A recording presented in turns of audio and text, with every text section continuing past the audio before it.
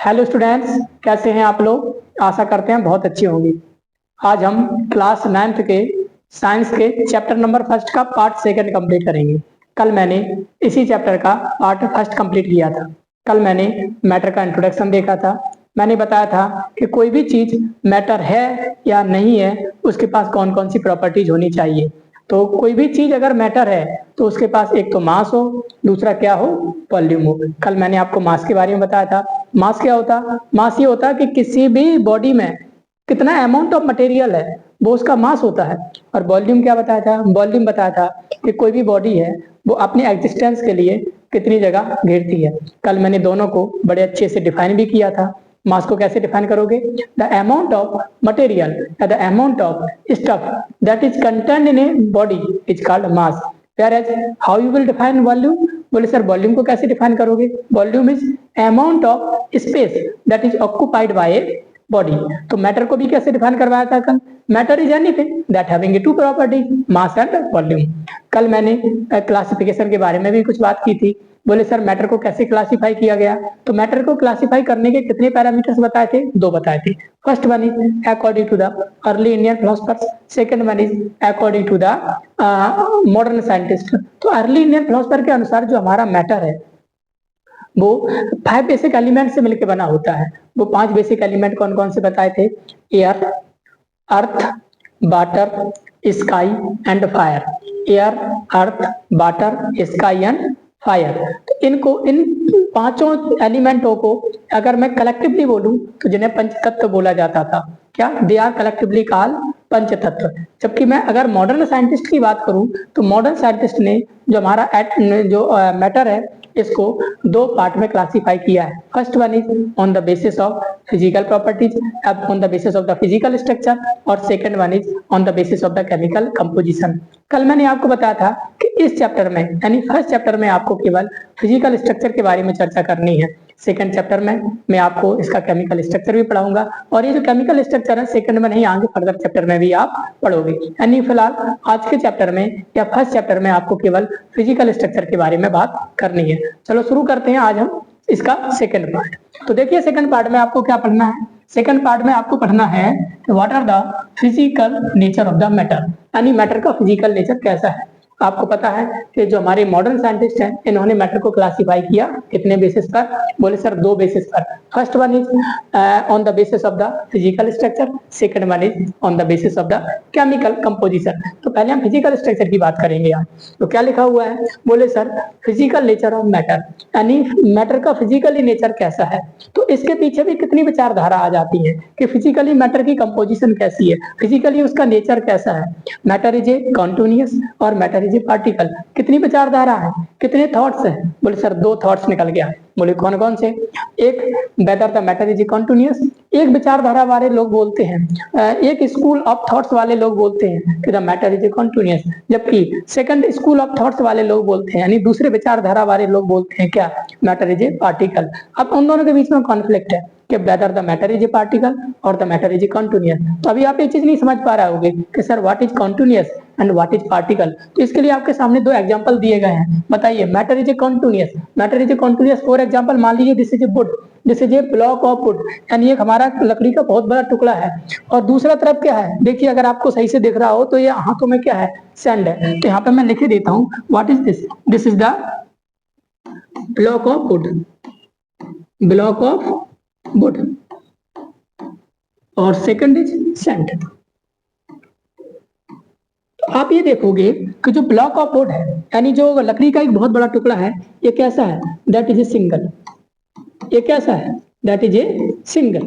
ये सिंगल है, इसके कोई पार्टिकल नहीं है, मतलब इट इज ए कॉन्टिन्यूअस। अभी मैं देखो बाद में टुकड़े कर दिए, मैं सोच रहा सर मैं इसके टुकड़े कर दूंगा, नहीं। अभी आप देखिए अभी ये सिंगल है, अभी ये सिंगल मतलब it is a continuous. Continuous है कि नहीं।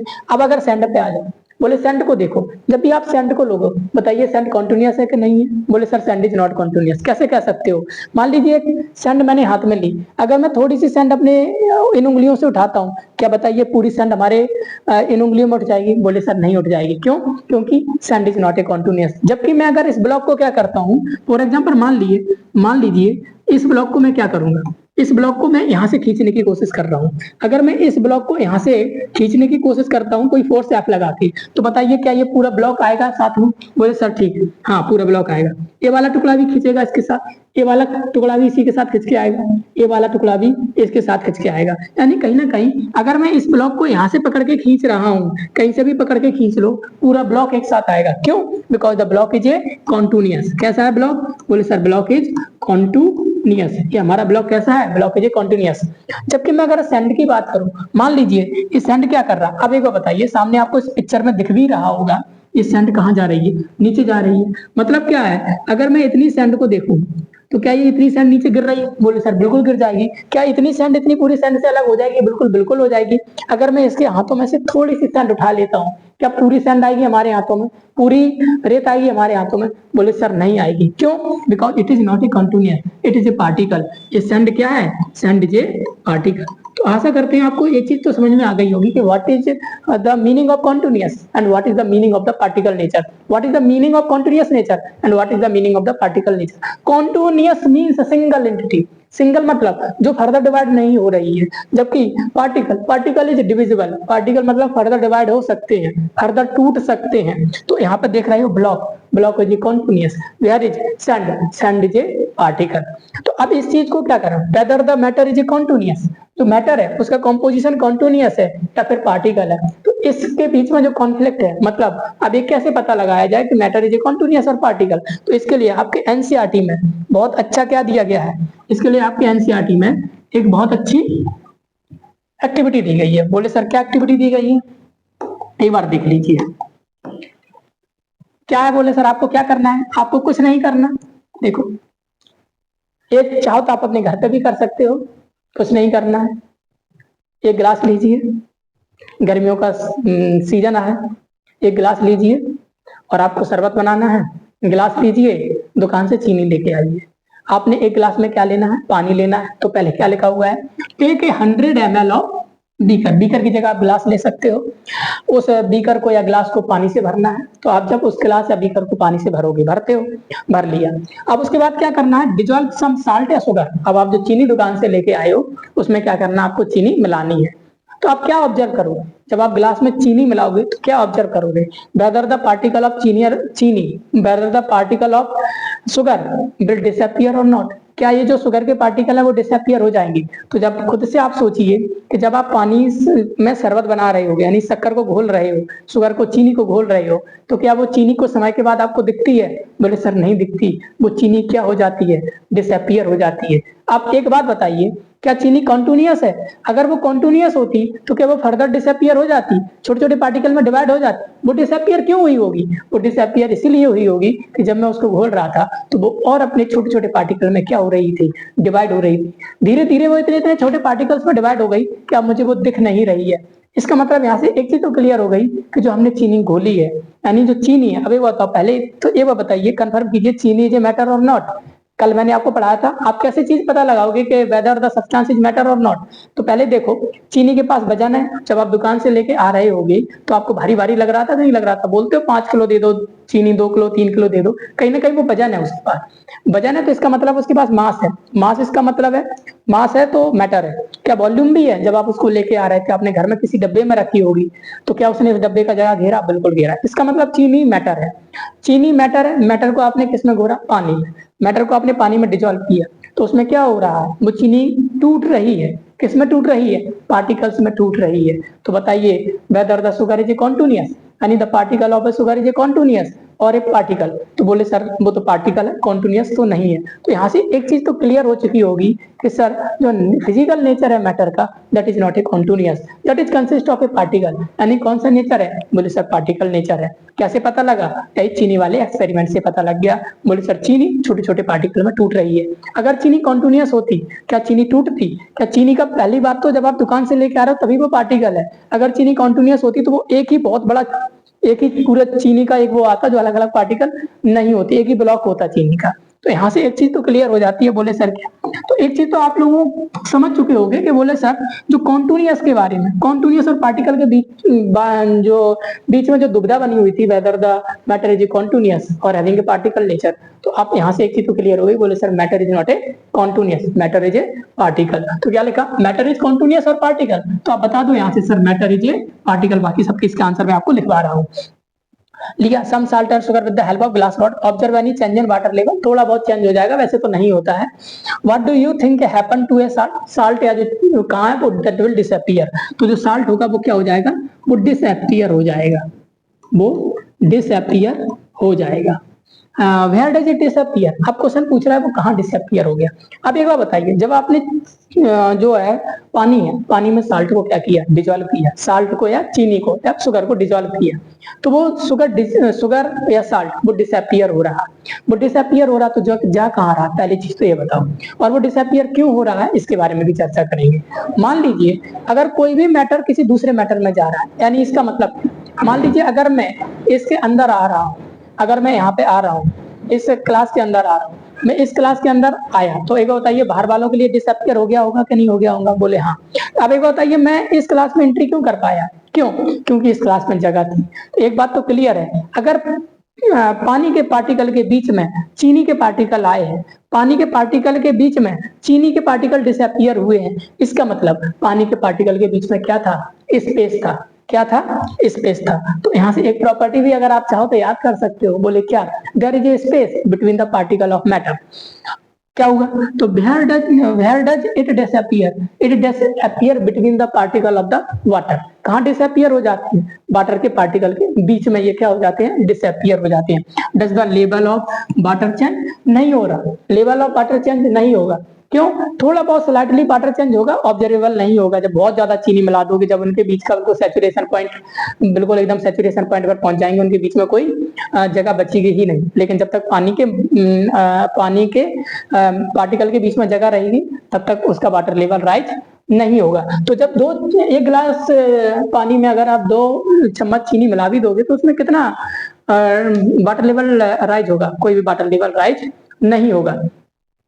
तो यहाँ से हम एक काम कर लेते हैं, बोले सर क्या क्या लिखना है। एक बात याद रखो, जब भी आप कोई भी एक्टिविटी को करो या एक्टिविटी को पढ़ो, तो एक्टिविटी को याद रखिए, सबसे ज्यादा क्वेश्चन एक्टिविटी से ही पूछे जाते हैं, किसी भी बोर्ड में देख लो। मोस्टली अगर हम सीबीएसई की बात करें, तो सीबीएसई में तो मोस्टली जो क्वेश्चन है वो एक्टिविटी से ही बनाए जाते हैं। तो जब भी आप एक्टिविटी पढ़ो, पहले तो एक्टिविटी को ध्यान से पढ़ो, क्यों, जब भी आप एक्टिविटी को पढ़ोगे तो वो एक्टिविटी कहीं ना कहीं किसी कॉन्सेप्ट का क्या करती है, आपको समझाने की कोशिश करती है। जब वो उस एक्टिविटी को पढ़ो, उसकी ऑब्जर्वेशंस देखो कि आपने क्या क्या ऑब्जर्व किया। जब भी आप ऑब्जर्वेशंस देखोगे, उसके बाद एक चीज और देखना कि आप इससे क्या कंक्लूजन निकाल सकते हो। तो वही 2 चीजें मैंने आपको बताई हैं। पहली चीज आपने क्या ऑब्जर्व किया, तो पहली चीज मैंने ये ऑब्जर्व किया क्या, कि जो साल्ट है ना, साल्ट विल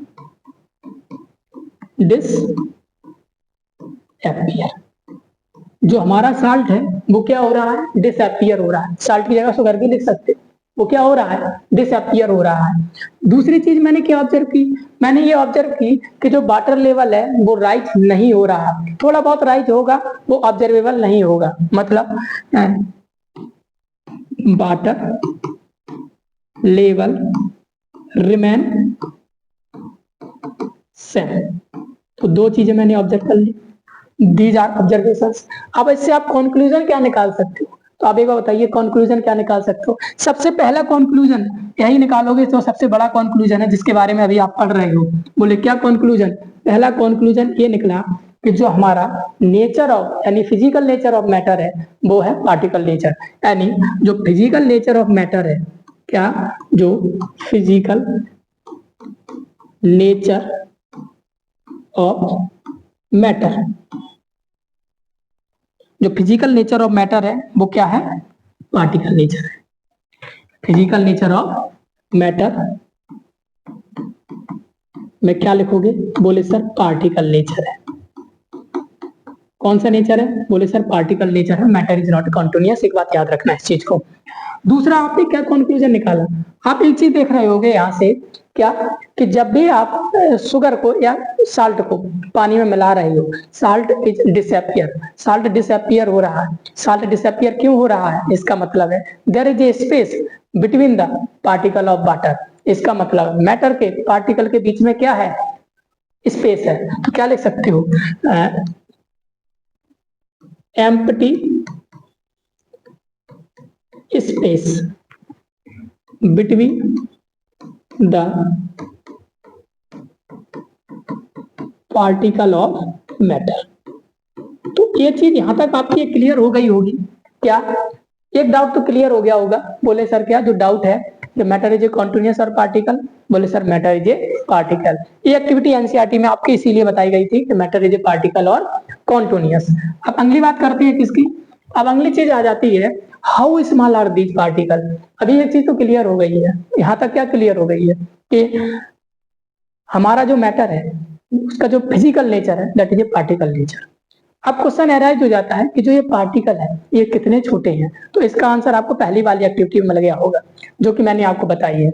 एक बार बताइए, जब भी आप साल्ट या जब भी आप शुगर को किसमें डिजोल्व कर रहे हो, पानी में डिजोल्व कर रहे हो, साल्ट शुगर के पार्टिकल डिसअपियर हो रहे हैं। इतने छोटे छोटे पार्टिकल्स में वो टूटते चले जा रहे हैं कि एक समय ऐसा आ जाता है कि वो मुझे दिख नहीं रहे हैं, that will disappear. Infinite small, बहुत ज्यादा छोटे हैं जो हम नेक्ड आई से नहीं देख सकते हैं। तो इसका मतलब क्या चीज देख रहे हो? बोले क्या? आप चाहो तो इसके लिए भी एक आपको क्या दी गई है एनसीईआरटी में, एक और आपको एक्टिविटी दी गई है। बोले सर क्या एक्टिविटी है? देखिए एक बार क्या लिखा। बोले sir take 2-3 crystal of potassium permanganate. अभी इस पोटेशियम परमैंगनेट का नाम सुनते आप डरना मत, कुछ नहीं है केमिकल कंपाउंड मान लो, एक रंग मान लो, सीधी सी बात। जैसे आप रंग लेके आते हो, जो इसके बारे में बहुत अच्छे से पढ़ेंगे आप। अभी आप मान के चलिए, एक्टिविटी आपको समझनी है, मान के चलो ये रंग का एक क्रिस्टल है potassium permanganate and dissolve them 100 ml of water. यानी एक रंग का टुकड़ा है, पोटेशियम परमैंगनेट एक केमिकल कंपाउंड होता है जो कलर, जो उसको पानी में डालो तो कलर दे देता है, पिंक कलर दे देता है। तो आप क्या करिए, एक बात याद रखो, परमैंगनेट डिजोल्व में 100 ml ऑफ वाटर, यानी वही एक 100 ml वाटर ले लीजिए ग्लास में, उसमें एक आप पोटेशियम परमैंगनेट का क्या डाल दीजिए, टुकड़ा डाल दीजिए। ठीक है, हमने टुकड़ा डाल दिया। Take out approximately 10 ml of this solution and put into the 90 ml of clear water. ठीक है, इसमें क्या करा आपने, क्या करा, डिजोल्व दम, यानी 100 ml वाटर में आपने पोटेशियम परमैंगनेट का थोड़ा सा पोटेशियम परमैंगनेट का टुकड़ा डाल दिया। ये देखिए, जैसे ये थोड़ा सा आपने पोटेशियम परमैंगनेट का डाल दिया, टुकड़ा डाल दिया, तो जैसे ही आपने पोटेशियम परमैंगनेट का टुकड़ा डाला, ये कलर कैसा हो गया? बोले सर पिंक कलर हो गया। तो यहाँ से एक क्वेश्चन जरूर है, एक जरूर चीज लिख लेना। बोले सर क्या? Whenever the potassium permanganate is dissolve in water, what is the colour of the water? तो बता दोगे सर पिंक कलर हो जाता पानी का। चाहो तो कभी कभी क्वेश्चन एक नंबर में पूछ लें तो ये कलर कौन सा हो जाता है? बोले सर पिंक कलर हो गया। अब एक काम करिए, इस पोटेशियम, अभी बताओ ये पिंक कलर किसके कारण होगा? बोले सर पोटेशियम परमैंगनेट के पार्टिकल के कारण होगा। तो पहली चीज तो क्लियर है। बोले सर क्या? कि जब भी आपने पोटेशियम परमैंगनेट का छोटा सा पार्टिकल डाला, वो पार्टिकल छोटे और छोटे छोटे पार्टिकल में ब्रेक हो गया। इतने छोटे छोटे पार्टिकल में ब्रेक हो गया कि वो जो सारे पार्टिकल हैं वो पूरे पानी में फैल गए। तो तभी तो वो कैसा हुआ? पिंक हुआ। तभी तो पूरा पानी कैसा हुआ? पिंक हुआ। अब आप एक काम और करेंगे। बोले क्या करना? ये जो 100 ml जो पिंक जो वाटर होगा है आपको, इसमें से 10 ml और निकाल लो। 10 ml निकाल के 90 ml वाटर में और डाल, यानी क्लियर वाटर और ले लो 90 ml, उसमें भी ये कितना डाल दो? 10 ml। तो जब आप ये इसमें भी 10 ml डालो तो आप क्या देखोगे कि ये जो है, जैसे ही आपने 90 ml क्लियर वाटर में ये जो 10 ml है जो पिंक वाला पानी डाला, आप ये देखोगे कि वो 90 ml जो था वो भी कैसा होगा? पिंक हो रहा है। भले ही उसका कलर थोड़ा सा फेड हो जाएगा, थोड़ा सा कलर डाउन हो जाएगा, लेकिन पूरा पानी कैसा हो रहा है? पिंक हो रहा है। क्या एक्टिविटी आप फिर कीजिए, इसमें से 10 ml फिर 90 ml क्लियर वाटर में डालिए, आप ये देखोगे ये भी कितना हो रहा है? ये भी पिंक हो रहा है। और ये भी देखो, ये भी कैसा हो रहा है? पिंक हो रहा है। मतलब अगर ये चीज समझ में नहीं आ रही, आप यहाँ से ये चीज नहीं समझ पा रहे हो, तो एक चीज जरूर समझ रहे हो। बोले क्या? मान लीजिए थोड़ा सा कलर है, आपने पानी में कलर डाला, तो जो पहले पानी था, मतलब एक पहले क्लियर पानी ले लो, उसमें थोड़ा सा कलर डाल दो, तो वो पानी है वो कैसा हो जाएगा? कलरफुल हो जाएगा। मान लीजिए लाल कलर ही डाल दिया, पिंक कलर ही डाल दिया, पोटेशियम परमैंगनेट ही डाल दिया, पिंक कलर डाल हो गया। इसमें से थोड़ा सा पानी निकाल के और क्लियर, थोड़ा सा जो रंगीन पानी है उसमें से थोड़ा पानी निकाल के आप क्लियर पानी में डाल दीजिए, आप देखोगे कि जो क्लियर पानी था वो भी कैसा हो रहा है? रंगीन पानी हो रहा है। उसमें से थोड़ा सा पानी निकाल के और क्लियर पानी में डाल दीजिए, तो वो वाला पानी भी कैसा हो रहा है? रंगीन हो रहा है। मतलब दोनों सारे पानियों में कॉमन क्या चीज हो रही? बोले सर सारे पानी रंगीन हो रहे हैं, सारे पानी में कलर आ रहा है। कौन सा कलर आ रहा है? पिंक कलर आ रहा है। इसका मतलब क्या हो जानते हो कि जो पार्टिकल ये टूट रहे हैं, पहले ज्यादा, पहले उस पानी में टूट गए, उस पानी से उस पानी में डाले और टूटने लगे, और डाला और टूटने लगे। इसका मतलब ये पार्टिकल है, जो पार्टिकल का साइज है वो जैसे ही इनको जगह मिलती चली जाएगी ये टूटते चले जाएंगे। बोले सर कहाँ तक टूटेंगे? बोले सर इनफाइनाइटली स्मॉल, मतलब इनका साइज इतना होता है कि आप अपने नेक्ड आई से नहीं देख सकते, बहुत ही छोटे छोटे साइजों में ये टूट जाएंगे। तो ये चीज आपने देखी, क्या लिखा, टेक 10 ml ऑफ, क्या लिखा, देखते जाओ, take out 10 ml of this solution and put into the another 90 ml of the clear water, keep diluting the solution 5 to 8 times। तो मतलब यही प्रोसेस है। इसको कितने बार करनी है? बोले 5 से 8 बार करनी है। अब क्वेश्चन क्या, बोले सर ऑब्जर्वेशन क्या है यहाँ से, ऑब्जर्वेशन क्या है? बोले sir is the water still colour, observation है क्या, द कलर ऑफ वाटर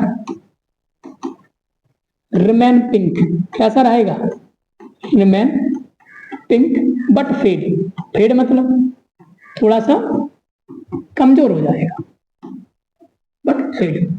यहां से कंक्लूजन क्या निकाल, कंक्लूजन मैं ये निकाल रहा हूं कि जो हमारा पोटेशियम परमैंगनेट है, यानी जो हमारा कलर था, उसके धीरे धीरे पार्टिकल्स टूटते चले जा रहे हैं और छोटे पार्टिकल्स में टूटते चले जा रहे हैं। इसको अगर आप थोड़े से और क्लियर पानी में डाल दीजिए, ये पूरे पानी में फिर डिजॉल्व हो जाएगा। इसका मतलब क्या, the size of particle of matter is very small, यानी जो पार्टिकल होते हैं मैटर के, उनका साइज बहुत स्मॉल होता है, हमारी इमेजिनेशन से भी बहुत ज्यादा छोटे होते हैं। तो आशा करते हैं कि आपको ये चीज समझ में आ गई होगी। तो अभी तक मैंने क्या पढ़ा, अभी तक जो पढ़ा उसको एक बार थोड़ा सा क्विक रिवीजन कर लेते। मैं चीजों को इसीलिए बार बार रिवाइज करवाता हूँ क्योंकि जो भी चीज आप पढ़ो यहाँ पे वो चीज आपको यहीं क्लियर होती चली जाए। मैंने क्या पढ़ा, मैंने पढ़ा था the classification of matter on the basis of the physical basis पर हमने इसको क्या किया था, क्लासिफाई किया था। बोले सर फिजिकल स्ट्रक्चर के अकॉर्डिंग हमारा जो मैटर है, मैटर कैसा है, दैट इज ए कंटिन्यूअस और पार्टिकल इन नेचर। तो आप बताओगे sir matter is not a continuous, it is particle in nature. उसके बाद मैंने बताया था what is the size of particle. तो ये दो एक्टिविटी आपको ये बताती है, यानी जो सामने आपकी एक्टिविटी लिखी हुई है आपको ये बता रही है the size of the particle is very small beyond our imagination, हमारी इमेजिनेशन से भी बहुत ज्यादा छोटे हैं। तो यहाँ तक चीजें आपको क्या हो गई है, क्लियर हो गई है। अब आगे चर्चा करते हैं। याद एक चीज और याद रखिए कि जितनी भी चीजें मैं आपको पढ़ा रहा हूँ ये टोटल एनसीईआरटी को बिल्कुल लेके मैं पढ़ा रहा हूँ। हर चीज मैंने एनसीईआरटी से उठाई हुई है, हर चीज आप देखिएगा। जब भी आप इसे मैं आपको लेक्चर ले रहा हूँ, एक जरूर चीज याद रखिए कि आप लोग क्या करना, अपने सामने एनसीईआरटी जरूर निकाल के रखो। ये मैं आपसे बार बार बोलता हूँ। आगे देखो क्या लिखा हुआ है, आगे क्या है। बोले सर ठीक है, हमने देख लिया कि जो मैटर है, मैटर कैसा है, मैटर का नेचर कैसा है। बोले सर पार्टिकल नेचर है। मैटर के पार्टिकल का साइज कैसा है, बोले सर इनफाइनाइटली स्मॉल है। इसके अलावा मैं क्या पढ़ने वाला हूँ, अब बात करने वाला है, बोले क्या कि what are the characteristic of the particle of matter, यानी जो हमारा मैटर है जिन पार्टिकल से मिलकर बना हुआ है उन पार्टिकल के पास कौन कौन सी प्रॉपर्टीज है। याद रखिए बहुत इंपॉर्टेंट है ये, बहुत ज्यादा यहाँ से क्वेश्चन बनते हैं। सारी प्रॉपर्टीज को हम एक एक से बहुत अच्छे से क्या करेंगे, पढ़ेंगे। पहला क्या लिखा हुआ है, बोले सर क्या कि the particle of matter are very small. अभी मैंने आपको बताया, अभी थोड़ी देर पहले ही बताया, इससे पहले एक्टिविटी जो मैंने बताई थी पोटेशियम परमैंगनेट वाली, तो वहां से एक चीज तो क्लियर है कि the size of the particle of matter is very small. दूसरा क्या लिखा, particle of matter have space between them. ये चीज आप कहां से कंक्लूड कर सकते हो, बोले सर जब आप चीनी में क्या मिला रहे थे, सॉरी जब आप पानी में क्या मिला रहे थे, चीनी मिला रहे थे, वो चीनी के पार्टिकल पानी के पार्टिकल में क्या हो रहे थे, डिसअपियर हो रहे थे। तो यहाँ से एक चीज तो क्लियर है कि there is space between the particle of water, यानी कि वाटर इज मैटर, तो there is a space between the particle of matter, यानी मैटर के पार्टिकल के बीच में बहुत ज्यादा क्या होती है, जगह होती है। इस चीज को मैं भी क्लियर कर चुका हूँ। अब अगली चीज क्या है, बोले sir particle of matter are continuously moving, यानी जो मैटर है उसके जो पार्टिकल है वो कॉन्टिन्यूअसली मूव कर रहे हैं। बोले सर कैसे कह सकते हो आप, एक बहुत अच्छी एक्टिविटी है आपके लिए। आपके घरों में देखा होगा, आप जब भी आप अगरबत्ती लगाते हो, क्या लगाते हो, अगरबत्ती लगाते हो। अब आप अगरबत्ती को जला रहे हो, क्या कर रहे हो, जला रहे हो। तो जैसे ही आपने अगरबत्ती को जलाया, आप इस कोने पर अगर अगरबत्ती को जलाते हो और अगर आप उस कोने पर बैठ जाओ रूम में, तो आप ये देखोगे थोड़ी देर बाद उस रूम तक क्या पहुंच जाएगी, अगरबत्ती की खुशबू पहुंच जाएगी। इसका मतलब है अगरबत्ती के जो छोटे छोटे कण हैं जो एयर में मिल गए हैं वो मूव करते हुए कहाँ पहुंच रहे हैं, आपके जहां बैठे हुए वहां तक पहुंच रहे हैं, तो उसकी स्मेल आपको, सॉरी उसकी जो खुशबू है वो आपको आ रही है। तो यहाँ से एक चीज तो क्लियर हो गई। बोले सर क्या, कि जो पार्टिकल है वो मैटर के वो कंटिन्यूअसली क्या कर रहे हैं, मूव कर रहे हैं। अब एक बार बताइए, मैं आपसे एक सवाल पूछता हूँ, जो कंटिन्यूअसली मूविंग है ना, इसी से बोला जाता है उनके पास क्या है, काइनेटिक एनर्जी। अब सर बोलो कि इससे पहले वैसे आपने 8 तक पढ़ा तो होगा काइनेटिक एनर्जी क्या है कि नहीं है, नहीं पढ़ा, मैं आपको पढ़ाऊंगा, सारी चीज मैं आपको बताऊंगा काइनेटिक एनर्जी क्या होती है। पहली चीज आप एक बार बताइए, कोई भी चीज मूव कर रही है, कोई भी चीज अगर चल रही है, कोई भी चीज कब चल सकती है, अगर आपसे कहा जाए आप चलो, यदि आप बहुत थके हो, आपने कोई खाना नहीं खाया, 2-4 दिन से खाना नहीं खाया, बताइए क्या आप भाग सकते हो, क्या आप चल सकते हो, क्या आपके पास एनर्जी होगी? कहोगे नहीं सर हमारे पास एनर्जी नहीं होगी। याद रखिए, जब भी आप चल रहे हो, जब भी आप दौड़ रहे हो, तभी आप चल सकते हो, तभी आप दौड़ सकते हो जब आपके पास क्या हो, एनर्जी हो। इसका मतलब है कोई भी बॉडी यदि मोशन में है, इसका मतलब उसके पास एनर्जी है। और बॉडी के पास, जब भी बॉडी मोशन में हो, जो एनर्जी उसके पास होती है, एनर्जी का जिस फॉर्म, जो फॉर्म उसके पास होता है, उसे बोला जाता है काइनेटिक एनर्जी। इसका मतलब है, अगर मैं आपसे एक बात पूछूं, बोले सर क्या, अगर मोशन में क्या हमारे जो मैटर के पार्टिकल हैं वो क्या कर रहे हैं, वो मूव कर रहे हैं, कॉन्टिन्यूसली मूव कर रहे हैं, अगरबत्ती की खुशबू यहाँ से वहां तक पहुंच रही है, तो इसका मतलब है वो मूव तभी कर पा रहे हैं, उनके पास एनर्जी है। और मैंने क्या बोला था कि जब भी किसी भी बॉडी के पास एनर्जी हो, किसके कारण, due to the motion, motion के कारण हो, उसे बोला जाता है काइनेटिक एनर्जी। तो मैं ये कह सकता हूँ कि the particle of matter having a kinetic energy, आप कहोगे yes the particle of matter having a kinetic energy, लेकिन that is very from matter to matter, अलग अलग मैटर की काइनेटिक एनर्जी अलग अलग होती है।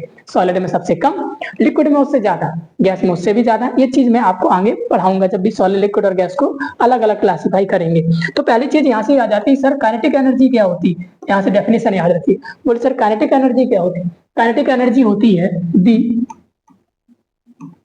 Energy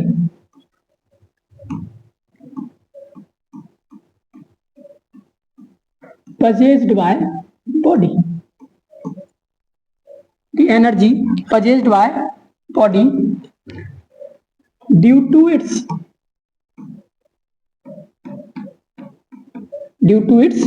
motion. यानी किसी भी बॉडी के पास एनर्जी का होना, किसके कारण, मोशन के कारण, वो क्या कहलाती है, उसकी काइनेटिक एनर्जी कहलाती। बोले सर एक और है, आपके सामने वर्ड लिखा होगा, बोले सर डिफ्यूजन। डिफ्यूजन क्या होता है, आप एक बार बताइए, जैसे मान लीजिए अगरबत्ती हो, या फिर मैं शुगर बोल रहा हूँ, शुगर को जब भी आपने पानी में घोला, तो एक बार बताइए क्या शुगर के पार्टिकल पानी के पार्टिकल के साथ मिक्स हुए कि नहीं हुए? आप कहोगे सर बिल्कुल मिक्स हो गए।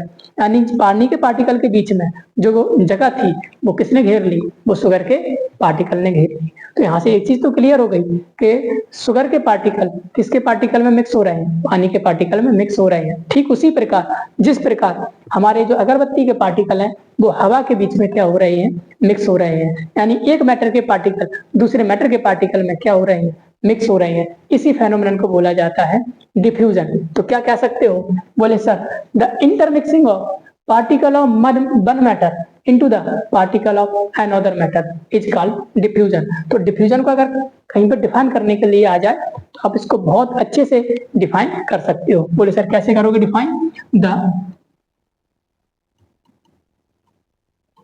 Inter mixing of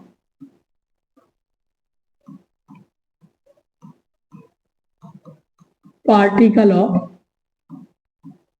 one matter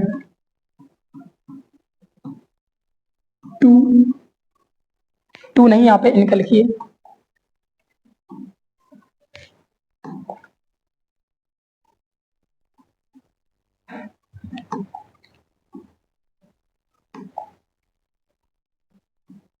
between the intermixing of particle of one matter between the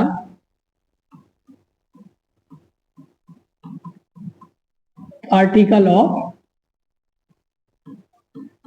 another matter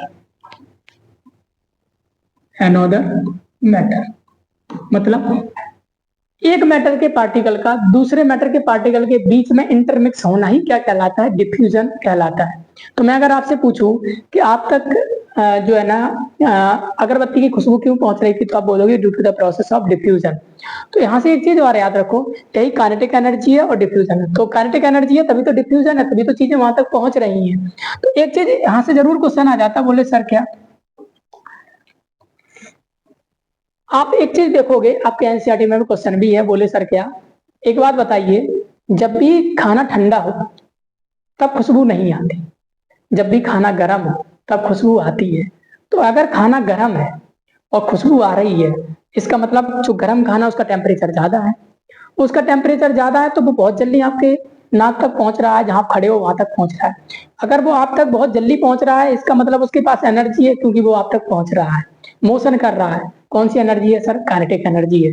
तो इसका मतलब है गर्म खाना से जो खुशबू आ रही है वो बहुत जल्दी आपके नाक तक आ रही है, जितनी कि ठंडे खाना से नहीं आ पा रही है। तो एक बात तो क्लियर है कि गर्म खाना का टेम्परेचर ज्यादा है और ठंडे खाने का टेम्परेचर क्या है, कम है। तो इसका मतलब हम ये नहीं कह सकते हैं कि जो गर्म खाना है उसमें जो काइनेटिक एनर्जी है वो ज्यादा है, उसके पार्टिकल की काइनेटिक एनर्जी वो कैसी है, वो ज्यादा है, वो बहुत जल्दी आपके नाक तक पहुंच रही है। तो एक चीज तो क्लियर हो गई, बोले सर काइनेटिक एनर्जी पर क्या टेम्परेचर का भी प्रभाव पड़ता है, यस। जैसे ही टेम्परेचर बढ़ेगा वैसे ही काइनेटिक एनर्जी भी क्या होगी, बढ़ जाएगी। यानी कि यहाँ से अगर मैं एक चीज कहूँ, बोले सर क्या, कि जो काइनेटिक एनर्जी है that is directly proportional to temperature.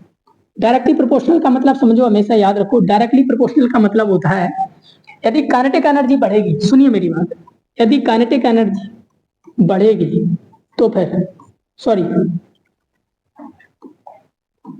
जो kinetic energy that is depend on temperature, यदि टेम्परेचर बढ़ेगा तो काइनेटिक एनर्जी भी बढ़ेगी, याद रखो। और याद रखो भाई, काइनेटिक एनर्जी है, जितनी ज्यादा काइनेटिक एनर्जी है उतने ही तो जल्दी पार्टिकल, एक मैटर के पार्टिकल दूसरे मैटर के पार्टिकल में मिक्स हो रहे हैं। इसका मतलब डिफ्यूजन की रेट भी क्या हो जाएगी, बढ़ जाएगी।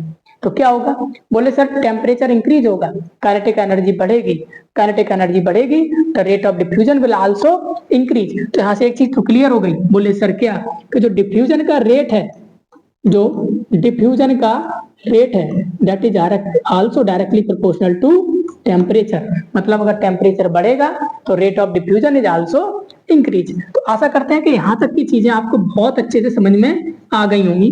बोले सर गर्म खाने की खुशबू बहुत जल्दी आ जाती है, जबकि ठंडे खाने की तो आती ही नहीं है। क्यों नहीं आती, क्योंकि गर्म खाने का टेम्परेचर ज्यादा होता है, जबकि ठंडे खाने का टेम्परेचर कम होता है। तो ठंडा खाना होता है, टेम्परेचर कम होगा, there will be less kinetic energy, there will be less diffusion.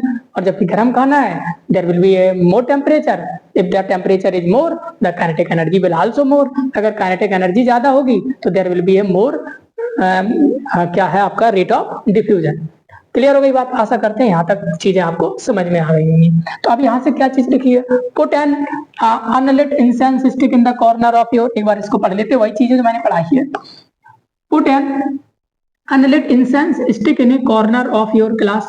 मतलब एक क्या करिए आप अपने क्लास, जैसे फॉर एग्जांपल एक क्लास है, यहाँ के कॉर्नर में आप एक अगरबत्ती रख दीजिए, जो भी कैसी है अभी अनलिट मतलब बिना जली हुई। How close do you have to near so it to get its smell. आपको कितने पास जाओगे कि तभी आपको खुशबू मिले। एक अगरबत्ती रखी है जो बिना जली हुई है, तो आप कितने पास जाओगे, बोले सर मैं तो बहुत पास जाऊंगा, तब तो थोड़ी बहुत खुशबू आती है, बल्कि पास में उठा के मुझे देखना पड़ेगा कि कितनी खुशबू आ रही है कि नहीं आ रही है। Now light the incense stick, आप क्या कर दीजिए, इस अगरबत्ती को जला दीजिए। तो जैसे ही आप अगरबत्ती को जलाओगे, तो बात बताइए कि अगरबत्ती को जलाने पर खुशबू पूरे कमरे में फैलेगी, पूरे क्लास में फैलेगी, बोले सर बिल्कुल फैल जाएगी। तो क्या लिखा, व्हाट हैपन, क्या हो जाएगा, बोले सर पूरे कमरे में खुशबू फैल जाएगी। Do you get the smell sitting at distance, क्या आप दूर बैठे हुए स्मेल पाओगे, यस बिल्कुल। रिकॉर्ड योर ऑब्जर्वेशन, अपनी ऑब्जर्वेशन लिखिए। तो क्या ऑब्जर्वेशन लिखोगे, बोले सर ऑब्जर्वेशन लिखेंगे, पहले सारी चीजें लिखेंगे। बोले सर यहाँ पे मैं ऑब्जर्वेशन लिख रहा हूँ, बोले क्या,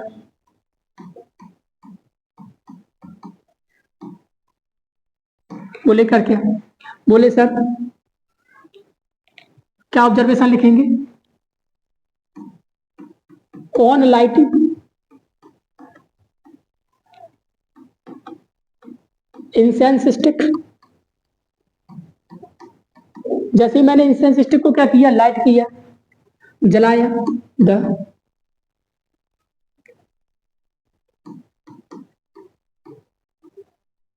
फ्रेग्रेंस विल स्प्रेड, क्या हो जाएगी, spread in every corner of class, यानी क्लास के प्रत्येक कॉर्नर में जो उसकी फ्रेग्रेंस है वो क्या हो जाएगी, फैल जाएगी।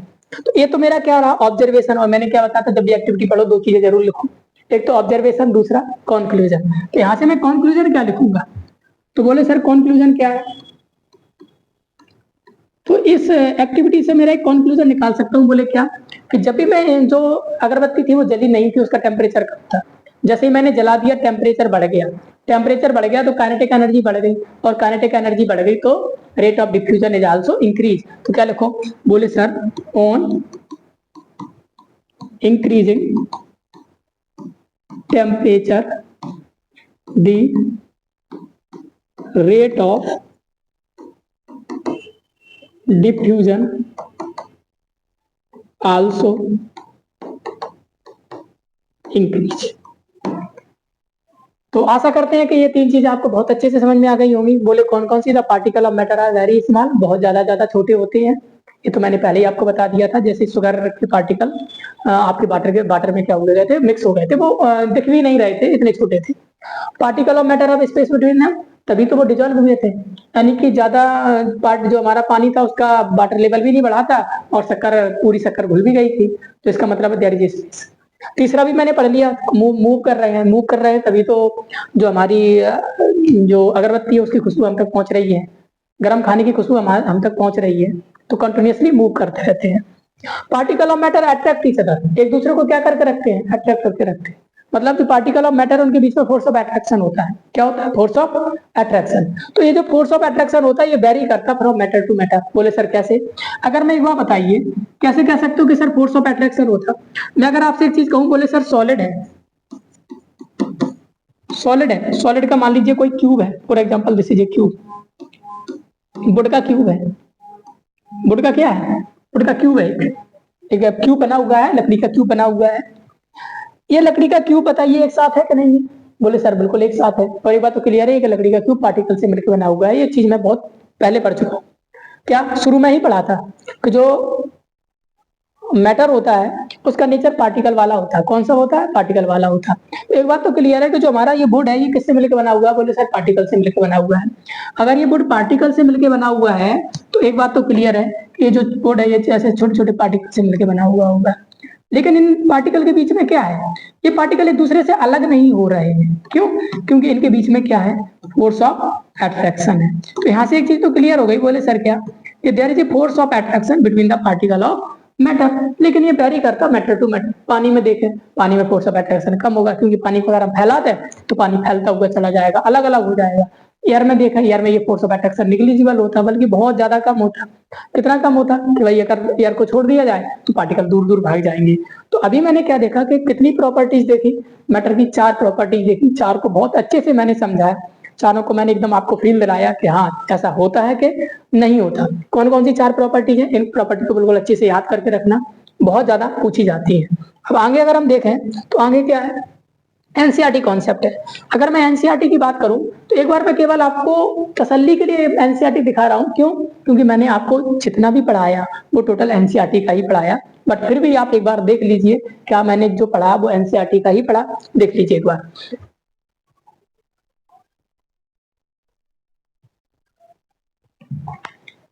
ये देखिएगा, ये तो मैं कल ही पढ़ चुका था, ये चीज मैं कल ही पढ़ चुका था।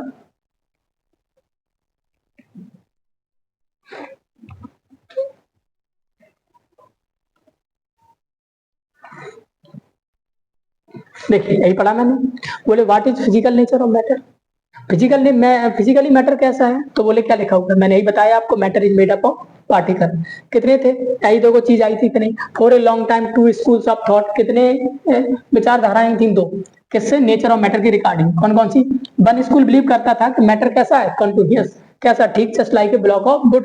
जबकि दूसरा वाला, दूसरी विचारधारा किसको फॉलो करती थी, क्या मानती थी कि जो मैटर है made up of particle like a sand, जो मैंने आपको बताया हुआ है। Let us perform an activity, और वही एक्टिविटी लिखी हुई है जो मैंने अभी आपको बताई।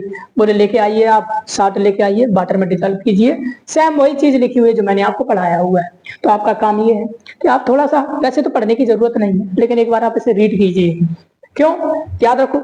अब देखो क्या दूसरी चीज मैंने आपको क्या पढ़ाई थी, how small are these particle of matter. मैंने अभी आपको यही बताया था कि particle of matter are very small, इतने स्मॉल है कि हमारे इमेजिनेशन से भी बाहर है। तो वही चीज, वही वाली चीज मैंने आपको बताई, वही एक्टिविटी परफॉर्म की गई। देखो ये पोटेशियम परमैंगनेट वाली है कि नहीं, यहाँ से क्या कंक्लूजन निकला था? कंक्लूजन ये रहा आपका। बोले सर क्या? The particle of matter are very small, they are small beyond our imagination, यानी हमारे इमेजिनेशन से भी बाहर, इतने छोटे हैं कि हमारी इमेजिनेशन से भी बाहर है। अब देखो क्या पढ़ा था मैंने। बोले sir characteristic of the particle of matter. मैंने कितने कैरेक्टरिस्टिक पढ़ाए थे? बोले सर आप 4 कैरेक्टरिस्टिक पढ़ाए थे। कौन कौन से? द पार्टिकल ऑफ मैटर, पहला क्या? The particle of matter are very small, there is space between the particle of matter, the particle of matter are continuously moving, और अगला मैंने क्या पढ़ाया था? जो कौन सा वाला पढ़ाया था? एक चीज पढ़ाया था, there is a force of attraction between the particle of matter. वही सारी चीजें लिखी हुई हैं। देखिए वही पूरा जितना भी पढ़ाया हुआ है सब मैंने आपको पूरा पढ़ा दिया है कंप्लीट। एक एक वर्ड मैंने आपको एनसीईआरटी से पढ़ाया हुआ है। जितना भी मैंने आपको जो स्लाइड पढ़ाई हुई है वो कहीं ना कहीं मैंने एनसीईआरटी को एक बार टू द पॉइंट एनसीईआरटी का उठाया हुआ है, और वहां से उन चीजों को एकदम सिंप्लीफाई करके आपको पढ़ाया है। जैसा कि ये जो चैनल बनाया हुआ है, मैं फिर एक बार इस चीज को रिपीट करूंगा, इसको मैं एनसीईआरटी को ही डिकोड करवाऊंगा, क्योंकि अगर किसी ने एनसीईआरटी बहुत अच्छे से पढ़ ली तो मानिए कि उसको ज्यादा इधर उधर का पढ़ने का आवश्यकता नहीं है। देखिए एक बार, यही है particle of matter attract each other, ये थोड़ा सा है ये।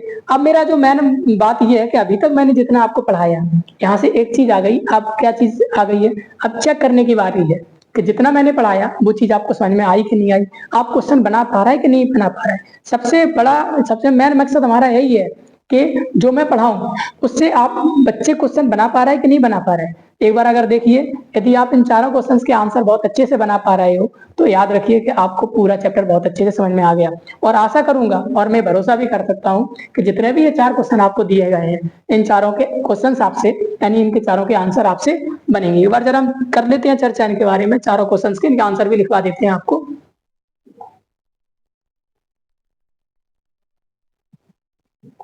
तो ये हम एनसीईआरटी कॉन्सेप्ट था जो मैं आपको बता दिया हूँ। एनसीईआरटी को एक बार अच्छे से रीड कर लो। अगली चीज क्या लिखी हुई है देखिए, which of the following are matter. अब वही आ गया। देखो भाई मैंने बताया था, कल आपको पढ़ाया हुआ था कि क्वेश्चन आ सकता है कि आपको क्लासिफाई करना कौन सी चीज मैटर है कि नहीं। तो मैटर क्लासिफाई करने के 2 पैरामीटर बताए थे, जिसके पास मास हो और वॉल्यूम हो वो मैटर है। तो क्या बताया था कि सर चेयर के पास मास है, यस, चेयर के पास वॉल्यूम है, चेयर इज ए मैटर। ठीक सर, चेयर है matter. Air is a matter, yes sir, कल बताया था एयर के पास मास है, वॉल्यूम है। जब बैलून में हवा भर के देखो, बैलून का वजन भी बढ़ जाता है और बैलून का साइज भी बढ़ जाता है। लव, ऐसा थोड़ा ही है कि अगर किसी व्यक्ति को लव है, किसी व्यक्ति को प्यार है तो उसका वजन बढ़ जाएगा। पता लगा पहले 50 किलो का था और उसे प्यार हो गया तो 80 किलो का हो गया, ऐसा तो कुछ नहीं है ना। ऐसा भी नहीं है कि जिस व्यक्ति को प्यार हो जाता है, जिसको प्रेम हो रहा है, लव है, वो पहले ये जगह घिर रहा था एक कुर्सी वाली, अब उसे जैसे ही प्यार हो गया उसे बैठने के लिए 3 कुर्सी वाली जगह चाहिए, नहीं, ऐसा कुछ नहीं है। तो love is not a matter. जितनी भी मैटर है मैं इसमें लिख रहा हूँ। Smell is also not a matter, ऐसा थोड़ी